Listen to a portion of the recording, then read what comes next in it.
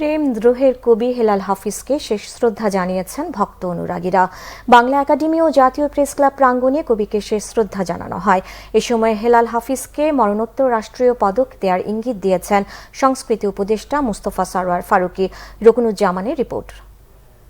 এখন যৌবন যার মিছিলে যাবার তার শ্রেষ্ঠ সময়। হেলাল হাফিজ এই দ্রোহ, প্রেম আর স্লোগানের কবি হেলাল হাফিজকে শেষ শ্রদ্ধা জানাতে শনিবার বাংলা একাডেমির বটতলায় জড়ো হন কবির ভক্ত অনুরাগীরা। ফুলে ফুলে শেষ বিদায় জানান প্রিয় কবিকে। দারুণ সত্য, নিদারুণ সত্য দুটোই তিনি বলেছেন। যেমন কেউ আসে রাজপথে সাজাতে সংসার, কেউ আসে জ্বালিয়ে বা জ্বালাতে সংসার। এগুলো ইতিহাস থেকে শিক্ষা দেয় যে এগুলো নিদারুণ সত্য আমাদের জীবনে। বলছে যে 90-এ যখন আমার কবিতা ব্যবহার হয়েছে, কিন্তু রাষ্ট্র যারা পরিচালনা করেছেন, যারা জনগণের সঙ্গে প্রতারণা করেছেন, আমাদের এই মুহূর্তে তারা যেন জনগণের সঙ্গে প্রতারণা না করে, এইটা আমাকে 7 অক্টোবর তিনি আবার বার্থডেতে বলেছিলেন। চাচুর একটা জীবনী লিখছিলেন উনি, ওইটা তো আর উনি শেষ করতে পারেননি। তার প্রত্যেকটা লেখাই এদেশের মুক্তিযুদ্ধ, এদেশের মুক্ত চিন্তার এই কথাগুলোই কিন্তু তুলে ধরেছেন। কবির প্রতি শেষ শ্রদ্ধা জানান সাংস্কৃতিক বিষয়ক উপদেষ্টা মুস্তফা সরওয়ার ফারুকী, মুক্তিযুদ্ধ বিষয়ক উপদেষ্টা ফারুকী আজম সহ কবি, কথাসাহিত্যিক সহ বিশিষ্টজনেরা। বাংলা একাডেমির চত্বরেই অনুষ্ঠিত হয় কবির প্রথম নামাজে জানাজা। পরে কবিকে মরণোত্তর রাষ্ট্রীয় পদকে সম্মানিত করার ইঙ্গিত দেন সাংস্কৃতিক উপদেষ্টা।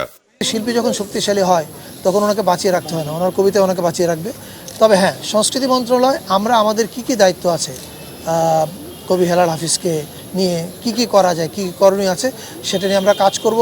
এরপর হেলাল হাফিজের মরদেহ নিয়ে যাওয়া হয় জাতীয় প্রেস ক্লাবে। সেখানে এই সাংবাদিক কবির প্রতি শ্রদ্ধা জানান তার দীর্ঘদিনের সাংবাদিক সহকর্মীরা। পরে দ্বিতীয় জানাজা সম্পন্ন হয়।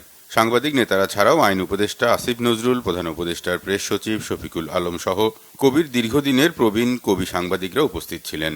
কবি হেলাল হাফিজ ছিলেন আমাদের যৌবনের কবি, আমাদের মিছিলের কবি, আমাদের প্রোটেস্টের কবি, আমাদের অ্যাক্টিভিজমের কবি।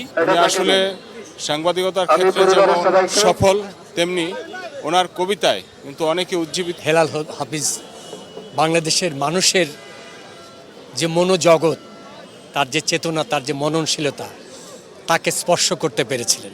বাদ আসর মিরপুর বুদ্ধিজীবী কবরস্থানে কবিকে দাফন করা হয়। 1986 সালে প্রকাশিত প্রথম কাব্যগ্রন্থ যে জলে আগুন জ্বলে নিয়েই মানুষের হৃদয়ে আসন করে নেন হেলাল হাফিজ। দীর্ঘ বিরতি দিয়ে 2012 সালে যে জলে আগুন জ্বলে কাব্যগ্রন্থের কবিতার সঙ্গে কিছু কবিতা যুক্ত করে প্রকাশ হয় তার দ্বিতীয় কাব্যগ্রন্থ কবিতা 71। সর্বশেষ 2019 সালে প্রকাশিত হয় কবির তৃতীয় কাব্যগ্রন্থ বেদনাকে বলেছি কেদো না। রকুনুজ্জামান, বাংলা ভিশন, ঢাকা।